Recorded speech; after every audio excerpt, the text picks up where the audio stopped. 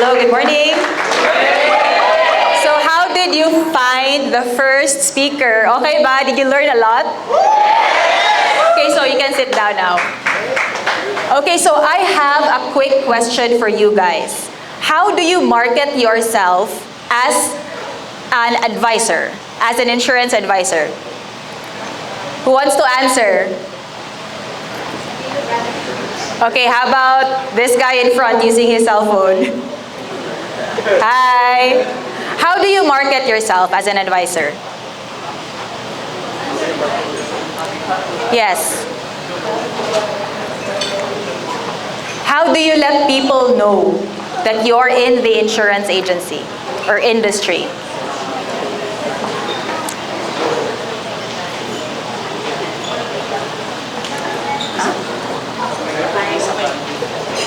What? Maybe you can use the microphone. Branding. Okay, who else? Who else?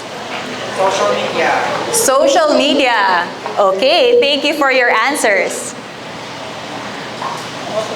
We need to be visible. So whether you are in the real estate industry or the insurance agency, we need to be seen. And the question is, where are the people now? Where are they hanging out? Asa man sila karon? So they are online. So 800 million people are on LinkedIn. Who uses LinkedIn? Diri na group. Okay, gamay-gamay ra ang LinkedIn. 1 billion people are on Instagram. Kinsa ang naay Instagram and who's active on Instagram? So there are more people, more hands in the air. 1 billion people are on TikTok. Kinsa ang ga TikTok dire? Wow, mga bagets! Nag-TikTok. So are you creating content on TikTok or you are just using TikTok as the app? Naiga-create on TikTok here? 2 billion people are on YouTube. So who uses YouTube on a daily basis? Gamay ra. Okay. And 2.8 billion are on Facebook. So these are 5 of the biggest platforms on the planet. And I'm sure that you learned a lot from Chef Maricar, our first speaker today, about how to go the extra mile, about making sure your character is solid, making sure that you have integrity. But if people cannot see you because you are not visible, because you are not creating online, you might be capable of delivering the best service possible. But how can you deliver great service if you're not visible? So the thing is, people have to be able to reach you and find you online because it doesn't matter how well you are doing in this industry right now. Because if you are not creating content either through written word, through video, or through audio, slowly but surely, you will lose your market share to the person beside you who is creating content. So turn to your seatmate and ask, naka-post na ba ka karon? Ang question is, unsa ang iyahang gi-post po karon? Basing good morning, Rasad. Okay, so it's very important to be able to utilize the platforms that we have to create content so that people can find you. And I'm not just saying mag-post na mo good morning. There's nothing wrong with that, but that cannot be your only post for the day because it doesn't really add value. So it has to be content that really adds value, that can really help people. So what platform do you create content on? Facebook? Sige, who creates content on Facebook? Raise your hands. How about Instagram? Reels. Okay, so Reels are very underutilized pagin right now. So it's a great way to create content. How about TikTok? Or LinkedIn? So, halos wala sa LinkedIn. How about YouTube? Okay, isa ra ako nakita nga ga-post sa YouTube. So, why should we create content? It is so that you can set up your business so you can win in the long term. That's why we're working right now, right? It's not just nag-hustle takaroon so that we can earn today. We are building this business right now so that we can earn a decade from now, 20 years right now, 30 years right now. Because what we really want, that's why we are in the insurance business, is leverage. And content creation creates leverage for you. Leverage using social media. And how do you create leverage? It is by adding value. So when it comes to content creation, there are two ways that you can add value. First is by creating content to entertain and creating content to educate. So can you give me some examples on content to entertain? How about some creators that you watch on YouTube? Mukbang videos? Yes, that's entertaining. Travel vlogs. And so pa, kinsa ang creators that you watch on YouTube that are very entertaining? Unsa? Coco Melon. Okay. So, are you familiar with this guy? This is Mr. Beast. He is the biggest YouTuber in the world right now with over 140 million subscribers. And he started creating content when he was 14 years old. So it's practically an expert now. He's 20 plus, he's been doing it for over 10 years. And this video is Squid Game. So have you watched Squid Game, the K-drama Squid Game? Yes. So this is his highest grossing video of all time. Prior to the Squid Game video, his videos would gross between 80 million to 150 million. So that was just the range. But when he posted his video, it got over 400 million views on YouTube. So it blew up his platform to even greater heights. And he was already the biggest YouTuber in the world, even at that time. So it really set the bar. So why did this video do so well? So there are a lot of reasons why. First is timing. So at that time, YouTube was a hit. So it was viral. It was released in September of 2021. And Mr. Beast posted this video in November of 2021. So he really rode the wave of the Squid Game trend. And also this video, I watched the video, it's like around 30 minutes, but I watched the whole video because it was also very entertaining, just like the Squid Game K-drama, which I also watched. Okay, so how about the second photo? Who knows this creator?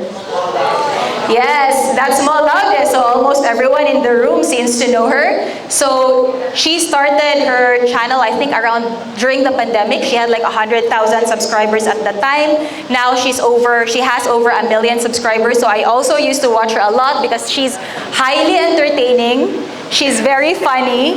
And also, we also want to take a peek into how the ultra-rich lives, diba?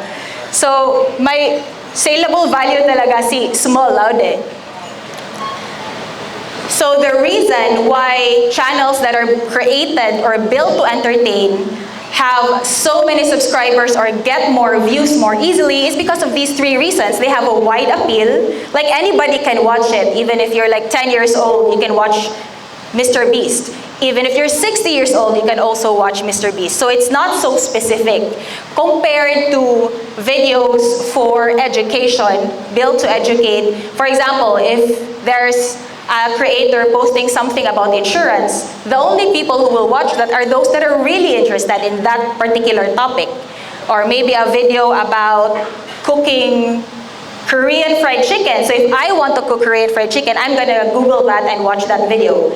So wider appeal for videos to entertain. And then it has viral potential. So just like Mr. Beast's Squid Game video, It was viral at the time, and when he posted his own video about Squid Game, he basically replicated all the sets in Squid Game. He replicated it in his own video. So he spends around $500,000 to $1 million or more per video now. So gasto kayo to be Mr. Beast. And what he does is that whatever he gets from brand deals, he just spends it in the next video. So people sometimes call him the broke billionaire because he just spends it all in the next videos. But it's working because his audience just keeps on increasing and going higher and higher. And then third is entertaining videos are more engaging, they're more fun to watch, you don't have to think when you watch it. So I'm not saying that you need to create videos only to entertain or it's better than creating videos to educate. What I'm saying that you have to be intentional. What type of videos are you putting out? So what is your intention behind each video? Like for me, my content is more on education. I post about real estate how-tos or house tours, project in focus videos. So it's not like as entertaining as a Mr. Beast video, but that's my purpose. My purpose is to create value, help people in the way that I know how, and that is through real estate content. I think something's wrong with the clicker. Oh, okay. So if you look at this photo, I also watched both videos, and just the thumbnail made me want to watch the video. The train going into the giant pit. So it's very entertaining, and also the $1 versus $1 million yacht. So it's a really different ball game, but even if you're creating content to educate, you can also make it entertaining in your way. So it's up to you how you can engage your audience so that they will want to watch your content. So these are examples of videos to educate. So one of my content where I speak about BPI home loans, how you can get a home loan from BPI with a term of 30 years, because prior to that it was only 20 years. And then another creator that has content to educate is Charm De Leon. I don't know if you're familiar with her. She has over 200,000 subscribers on YouTube, and she creates content about adulting how-tos and personal finance. So this life insurance video, for example, when I search life insurance actually online, this video comes up. And Charm De Leon is not even an insurance advisor. She is a content creator and a businesswoman. So there's still a lot of space for you to be able to create content about your niche, about your industry. And I don't understand why insurance advisors are not doing that. I don't really see a lot of content done by insurance advisors on YouTube. So it's really a big space. It's a blue ocean. Even in the real estate industry, there are very few content creators doing that. There are very few agents or brokers creating content about real estate. So there are 5 types of digital marketing. This topic is actually very broad. Dili gid siya ma-discuss in 1 hour, mag-overtime gid ko, but I am gonna give you just a brief overview. So are you familiar with the first one? What's SMM? Social media marketing. So what is social media marketing? It is marketing your business or your products using the different social media platforms, just like YouTube or Facebook, Instagram, LinkedIn, TikTok.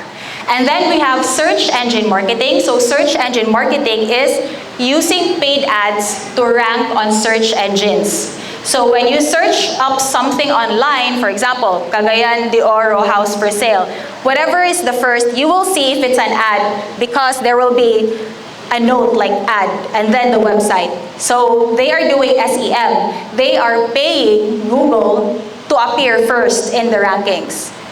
And then we have content marketing. So it's creating content and then posting it on your social media platforms, on your website. And then SEO is search engine optimization. So this is basically the engine that will allow your content to reach your target audience.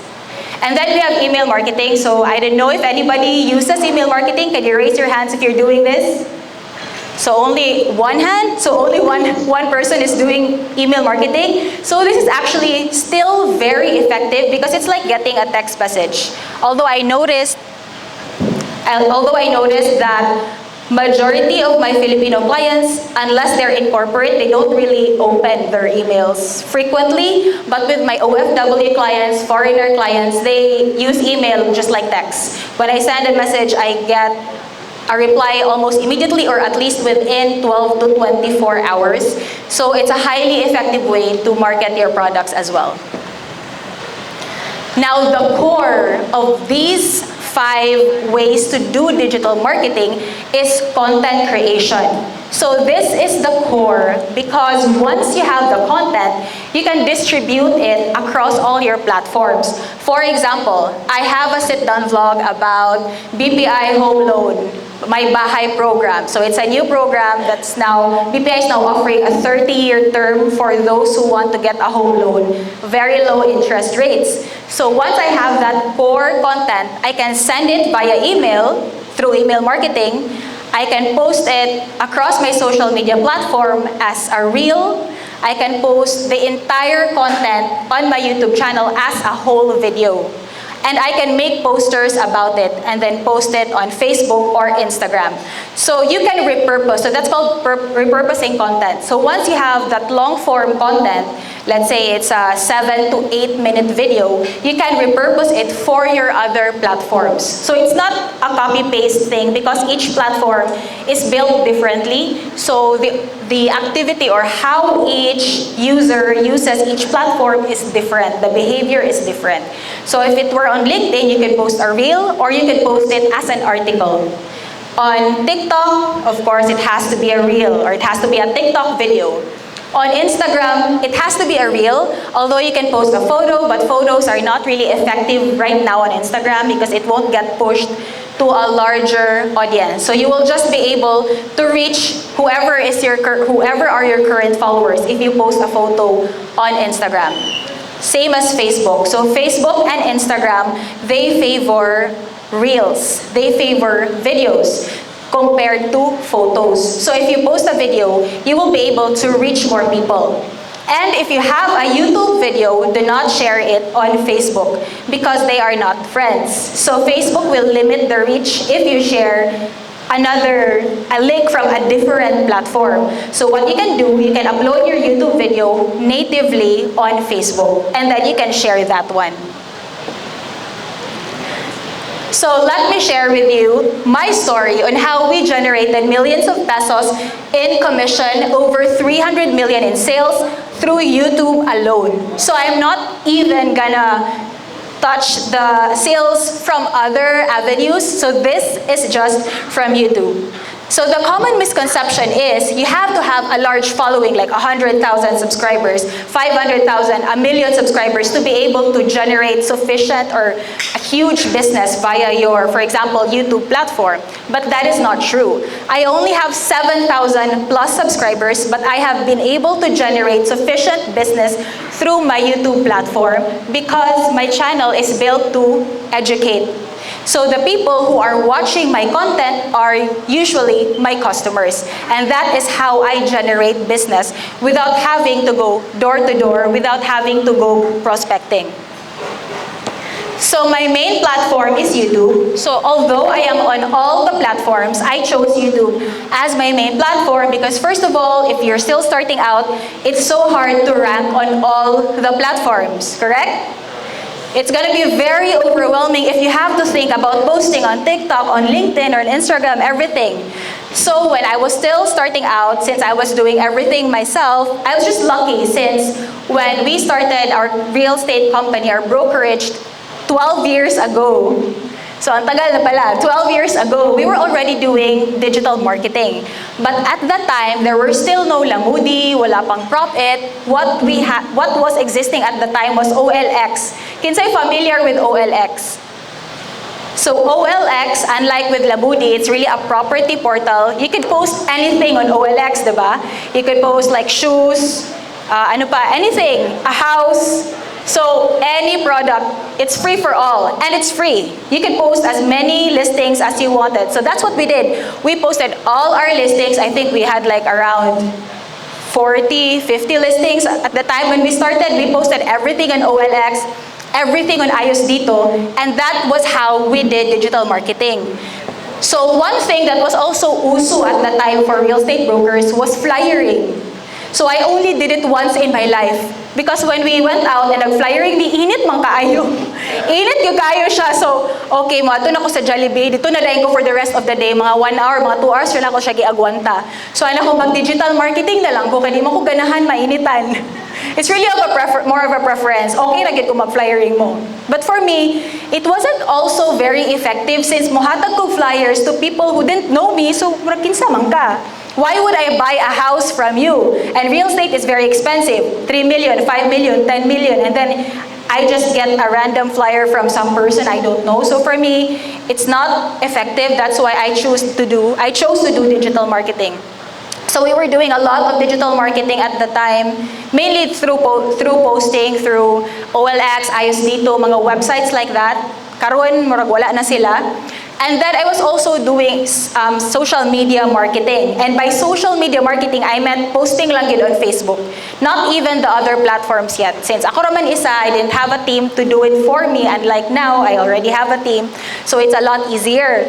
But before, I didn't have a team. So SMM for me was just posting on Facebook once a day. So mura gina akong quota. As long as I could post once a day, and it was just one photo a day, as long as I could relate it to real estate somehow, I'm good for the day. So I wanted to set up my marketing strategy in a way that it would be something that I could do long term. Kaya sayang naman if you start something and then you stop 1 month only, 1 month from now because na burn out na ka. So it doesn't also have to be like a salesy post, like house for sale, dili po permanente na maligya ka. So I would post, like for example, I would be having coffee with a client and I would post my coffee and then something about a real estate quote. So it doesn't have to be a salesy post. It just has to relate to real estate so people would know that you are a real estate broker. So build your online identity. Who do you want to be known as? That's why I also do not sell other things aside from real estate. So if you look at my social media platforms, uniform ragid na, puro ragid real estate and sometimes family. So family, real estate, kana ragid. I don't sell any other things. Dili ko ga multi-level marketing, so there's nothing wrong with that, but I just want to be known as a real estate broker and content creator. So gusto ko solid na siya nga identity sa ako ang platforms. So this is my YouTube channel. So si John nag-create sa logo, pero akong gipahangyo, ako na gipabayad og 3 million.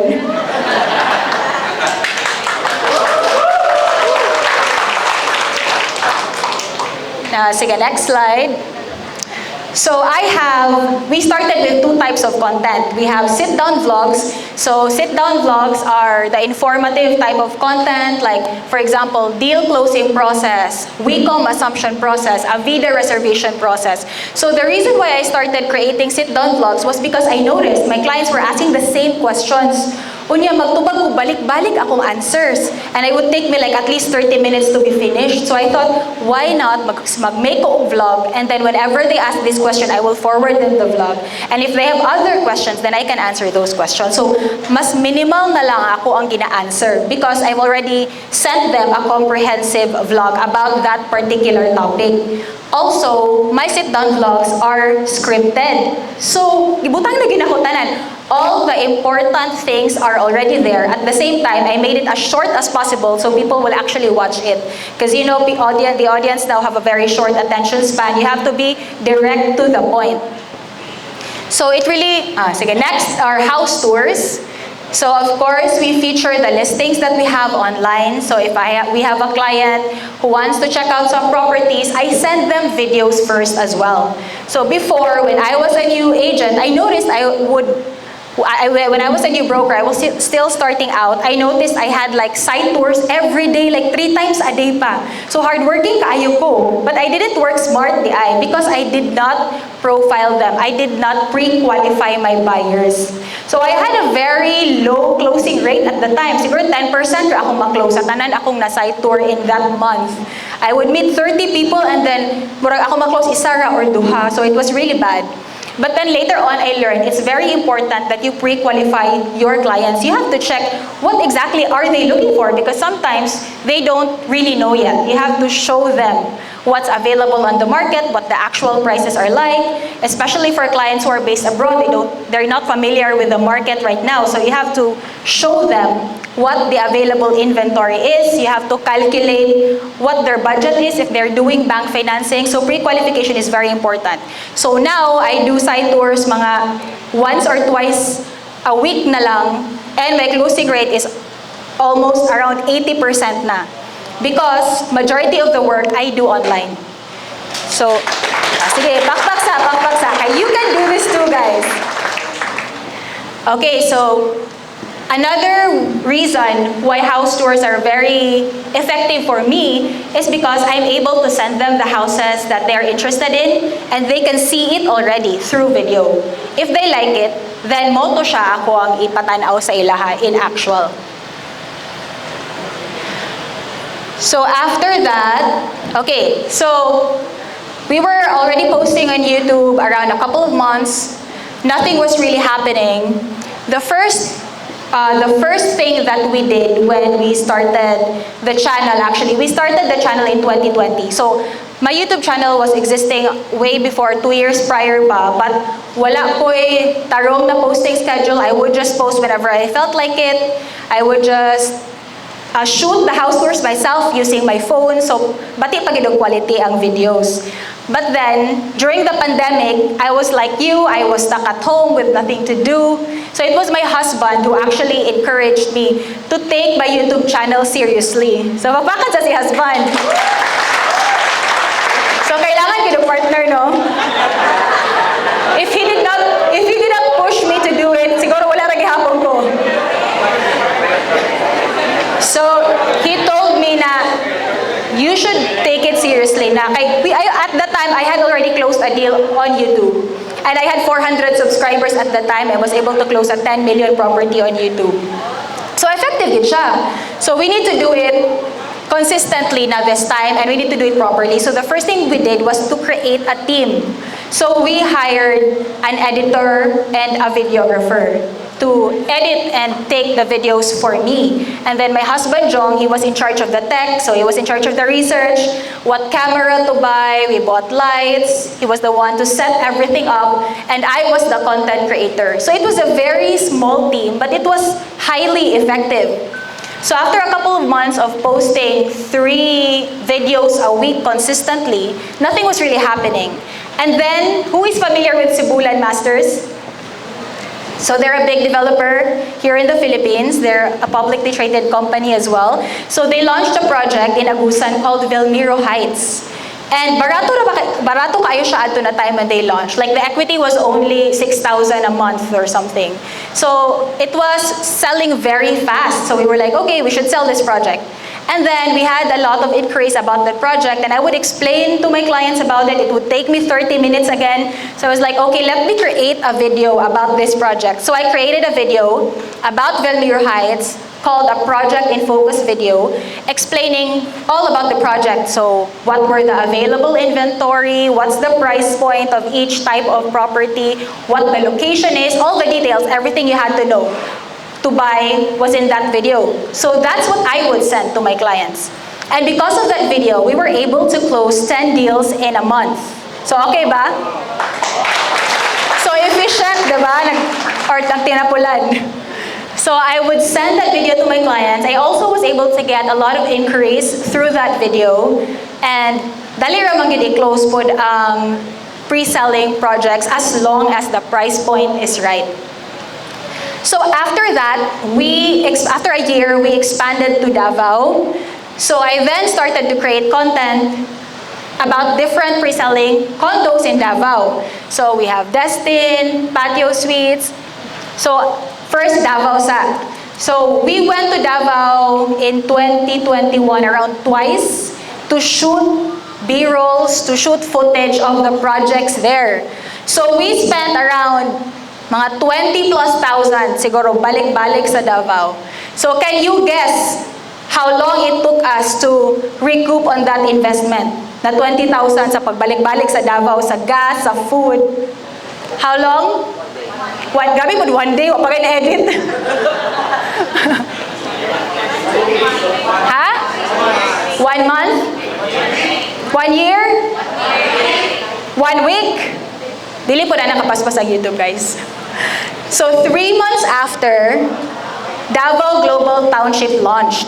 So, DGT is one of the biggest projects in CLI in Davao.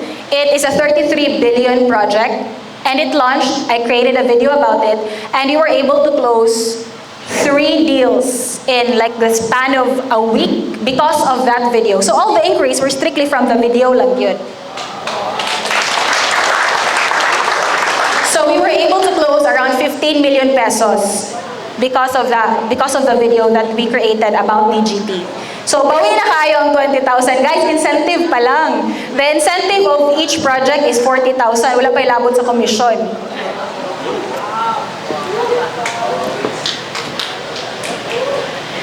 So, this is the video. So, after that, I created a follow-up video. So, duha na ka video sa DGT. Usog kayo ang video. Maghimo sa koglain, be. So, duha na. So, videos increase efficiency. So one reason why I create videos is of course to help people and to increase efficiency, because you would be surprised how many agents don't really know what they're doing.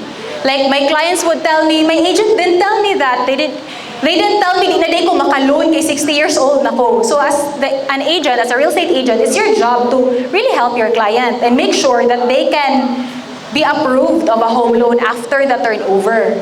So at least when they are able to watch my videos, they will know nga, okay, nani day ang bank financing. So it helps me become more efficient in selling, because if there are things, again, that my clients ask me, like how do I apply for bank financing? Or what is the home loan process? Or sa pa man nilang other questions. What are the subdivisions in Uptown Cagayan de Oro? Na nakoy video ana tanan. So if a client asks, if several clients ask me the same question, if siguro 3 clients, 4 clients na, I will already create a video about that. Because meaning the demand is there. So I just send them the video. It's not like I only send them videos as well, or only videos lang, but once they watch the video, I will then talk to them and ask them, okay, what are your questions? So gamay na lang migstoryahan. So muna akong goal actually. Gamay na lang storyahan since they already know the answers. Kaya the videos were already able to answer their questions, or at least majority of their questions. So here are some benefits of content creation. So the first benefit is increased visibility. So if you search Cagayan de Oro houses online, on Google, or on YouTube, you will see my videos because of the number lang gid of videos that I have been able to post for the past 2 years. And this is also why YouTube is my main platform, because it is a search engine and it's also tied to Google. So if you Google something, for example, insurance advisor in Cagayan de Oro, who comes up? If you have been creating content for years, you will come up. If wala, dili sad ka makitaan.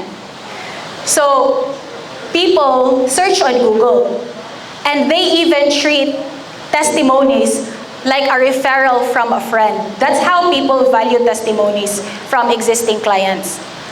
So, people search on Google, that's why you have to be on Google.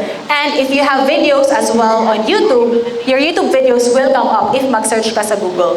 And the second is, YouTube videos value, unlike other platforms like TikTok, Instagram, Facebook, what they value is recency. Meaning, you need to post frequently on these platforms to appear in people's feeds. Unlike YouTube, I have videos na 2 years old na, 1 year ago na, 2 years ago na, but it's still getting views. Because if the content is valuable to people, they will still watch it. So, also, another bonus is my YouTube is monetized, so naragya po income gamay from YouTube, but very minimal pag yun ang akong income from YouTube. But it's really powerful because if you're creating content and your audience are your customers, you will really be able to build your business through your platforms. So, increased visibility. How many hours a day do you spend online? Pila? 5? Gamaya ro eh. 10 hours? 10 hours kasi? 24 hours, di ka matulog. Grabe sad ka.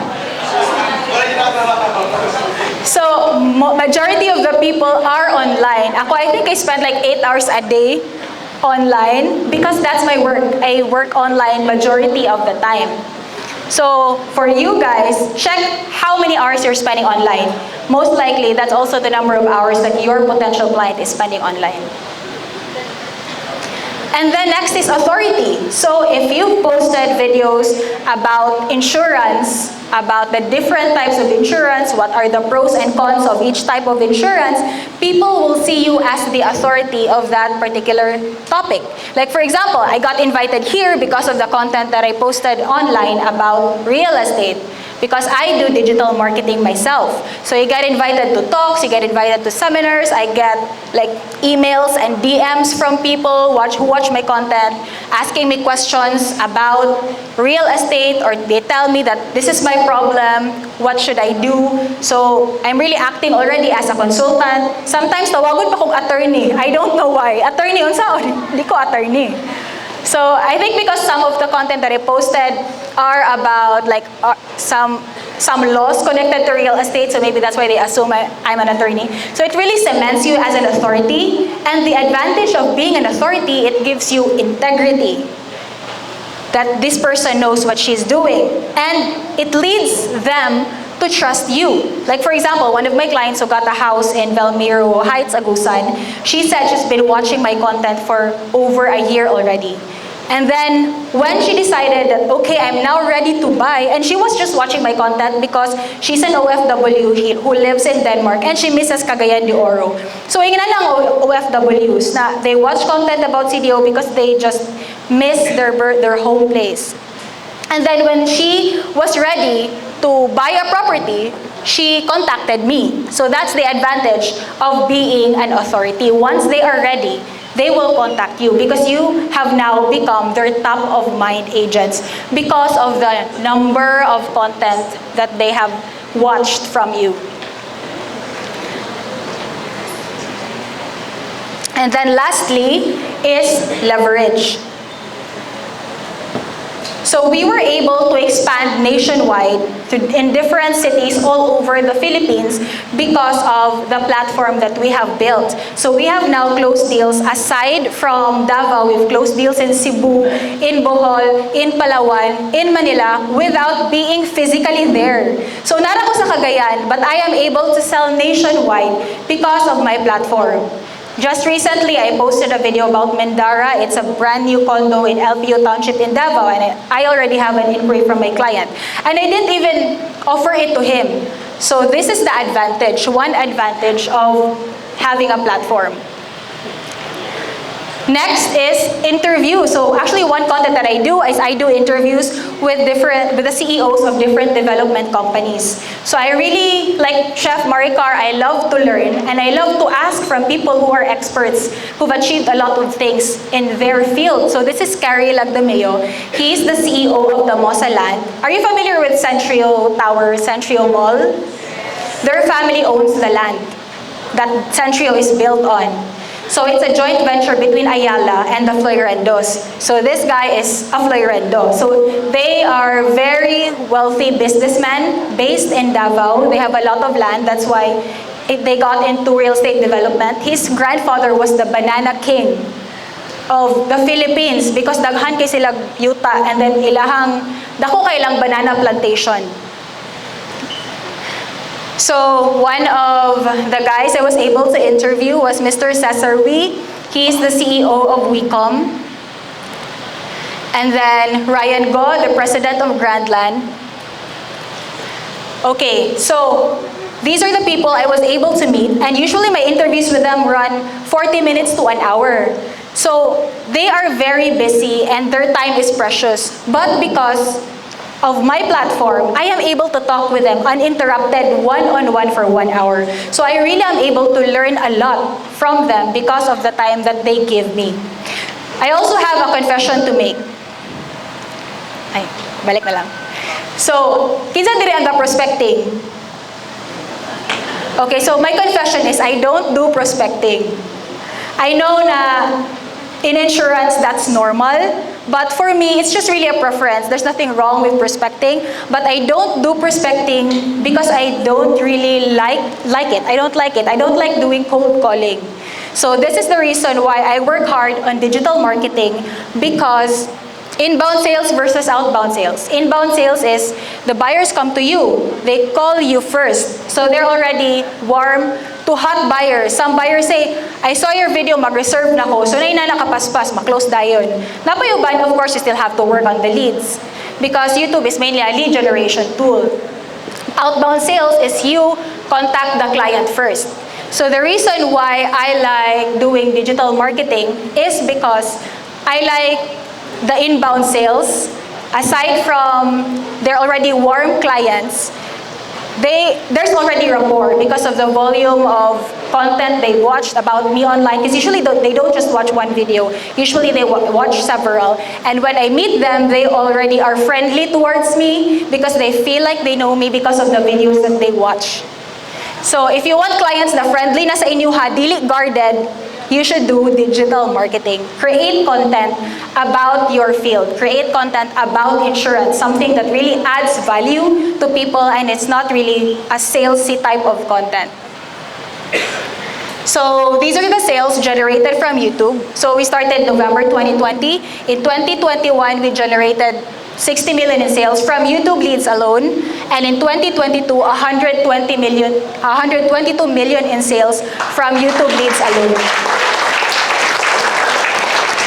So it is a very effective platform. And again, you do not need to have 1 million subscribers or 140 million like Mr. Beast. You don't need a lot of subscribers to generate substantial business. What's important is who is your audience and who are your customers and are they watching you? Because even though you only got 10 views, ang isa ni palit man, oh sulit na imong pag-make sa video. I mean, if you check my views, it's only 300 views, 500 views, 1,000 views. It's not a lot of people. But it's like I already prospected to 300 people. That's a lot of people if you think it's prospecting, right? Kung views gamay ra, pero prospecting daghan naman. And I only need 1 or 2 people to buy para ROI na ang video. So what truly matters is that you give value. You give value through the content that you create. So again, I only have 7,000 plus subscribers, but that's just gonna grow and grow as long as I don't stop creating content. So the good news is, you can do it too. Because content creation is free, the platforms are free. And it is not easy, but it is doable. So we are actually sharing our secrets with you guys. We could just keep it to ourselves, but I believe in good karma, and I believe that there is more than enough for everybody. The world is so abundant, dili mahupdan og clients, guys. So don't think nagamay ra ang clients, daghan kay sila, uy, dili gid ma-handle. There are so many clients, there are so many people in this world. So you have a huge target market. The thing is, you have to work at it. And usually, only 1% in this room will do it because gamay ra gid ang doers. So I'm curious, kung kinsa ang 1% who will actually execute. So there are 3 tips to start creating content. So first is choose your niche and main platform. Of course, you can do all the platforms if kaya nimo, but I chose YouTube as my main platform. So it's up to you. It doesn't have to be YouTube. So you can do TikTok or Instagram or LinkedIn. It's up to you what your platform is. And As for the niche, my niche is real estate since I am a real estate broker. So one of my friends asked me, di ka mahutdan og content? Kung 1 year, 2 years na ko karon, wala yun. Di ko mahutdan because this is what I'm doing. I do this every day. Every day I get new questions from clients. Every day there are new projects being launched. Every other week I get new listings. So daghan yun og content if that's what you do on a daily basis. Second is create a team. So hire if you can hire, or create a team. Maybe you can tap like a sibling, kasi nakaigsoon diha nga pwede magtabag og edit. But don't try to do everything alone because it's just not sustainable. Being a content creator is hard work. So just thinking about the content, kay mahurot na yung oras. So you have to at least have an editor. You can hire or you can tap someone who can edit your content for you. And create a content plan and start a posting schedule. So naka-plot out na akong content. I have content for the next 2 months for my YouTube channel. And then I also have an assistant who creates my reels for me. So if you see my reels on Facebook or TikTok or Instagram, dili ako ang ga-edit ana. I already have someone who is assigned to do that para I can focus on just really creating content. So the content plan should specify what you will be posting in the succeeding weeks or if kaya succeeding months. Para you won't be so pressured, unsa na pud ako i-post tomorrow or unsa na pud ako i-post next week because prepared naman ka. So that's it for today's topic. I hope you learned a lot. If you have questions, we can also do a Q&A if pwede pa sa time. Alright, let's give it